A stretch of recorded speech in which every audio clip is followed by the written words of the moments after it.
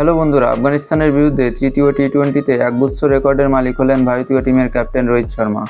রোহিত শর্মা কোন কোন রেকর্ডগুলি ভাঙলেন সেই সব জানাবো আজকের এই ভিডিওতে। তো চলুন দেখে নেওয়া যাক কতগুলি রেকর্ড নিজের দখলে করলেন হিটম্যান।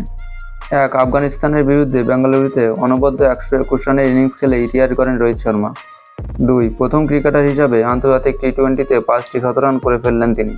3, তার এই 121 রানের ইনিংস কোনো ভারতীয় অধিনায়কের আন্তর্জাতিক টি-টোয়েন্টিতে সর্বোচ্চ রানের ইনিংস। 4, নিজের ইনিংসে 8টি ছক্কা হাঁকান রোহিত। অধিনায়ক হিসাবে হিটম্যান আন্তর্জাতিক টি-টোয়েন্টিতে মোট 87টি ছক্কা হাঁকিয়ে ফেলেছেন। এটি সর্বকালের সর্বাধিক। ইয়ন মর্গানের 86টি ছক্কা হাঁকানোর রেকর্ড ভাঙলেন তিনি। 5, 121 রানের ইনিংসের সুবাদে প্রাক্তন অধিনায়ক বিরাট কোহলিকে পিছনে ফেলে ভারতীয় অধিনায়ক হিসাবে এই ফরম্যাটে সর্বাধিক রানের কৃতিত্ব নিজের নামে করে ফেললেন রোহিত। বিরাট অধিনায়ক হিসাবে টি-টোয়েন্টিতে 1570 রান করেছিলেন।